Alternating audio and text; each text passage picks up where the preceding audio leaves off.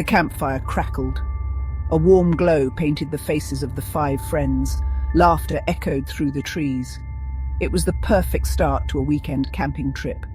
"Tell us another scary story, Josh." Sarah giggled, tossing another twig onto the fire. Josh, the group's storyteller, grinned mischievously.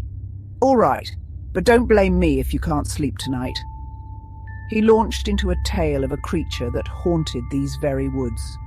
His friends listened, captivated, but the darkness at the edge of the firelight seemed to deepen.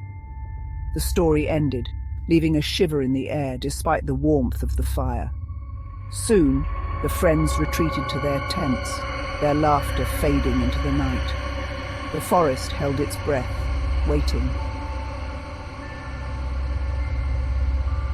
Hours later, a twig snapped. Emily woke with a gasp. Something was different. The air hung heavy and still.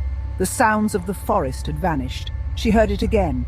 A low growl, barely audible, sent chills down her spine. It came from just beyond the ring of dying embers. Emily shook Josh awake. "Did you hear that?" she whispered, her voice trembling. He listened intently, his eyes scanning the darkness. He heard it too.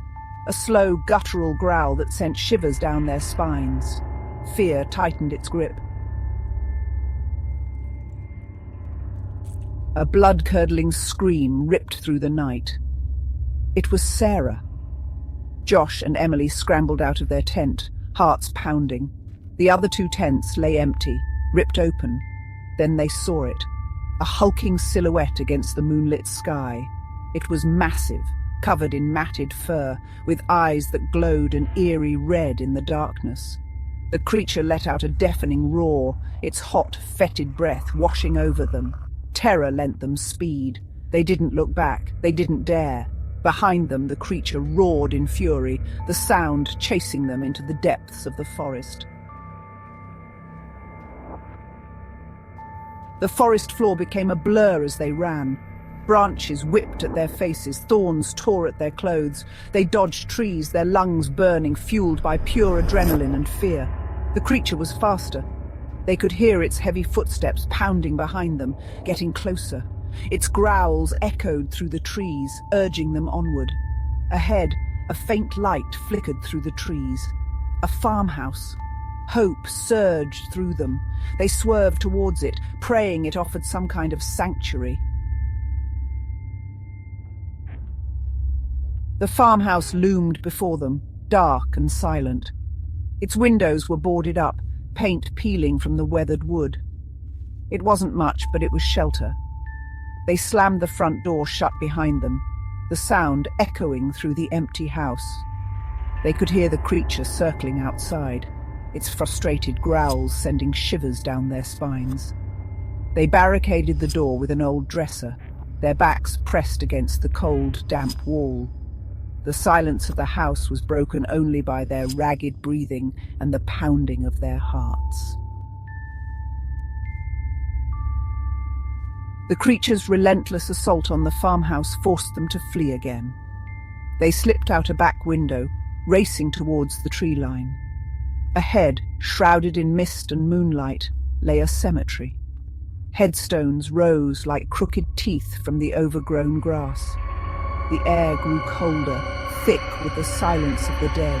The creature's enraged roar echoed behind them, closer than ever. They crouched behind a towering headstone, its cold marble sending a tremor through Emily. They held their breath, listening as the creature stalked through the graveyard, its growls a terrifying symphony of hunger and rage. They emerged from the graveyard, their clothes torn, their bodies trembling with exhaustion and fear. Ahead, cutting through the darkness, was a highway. Cars sped past, oblivious to the terror that had unfolded just yards away. They stumbled onto the asphalt, waving frantically at the oncoming headlights.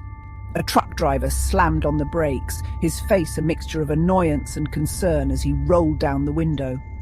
Before he could speak, they tumbled into the cab, their words tumbling over each other in their haste to escape. The warmth of the truck's cab and the rhythmic hum of the engine offered a sliver of comfort. The driver, a burly man with kind eyes, listened intently as they recounted the night's horrors. He pulled over at a gas station and called the police. Soon, the flashing lights of patrol cars illuminated the night, their sirens a jarring contrast to the quiet dread that had settled over them. The officers listened, skeptical at first, then concerned as they noticed the terror etched on their faces. They searched the area, but the creature was gone, vanished without a trace. Days turned into weeks.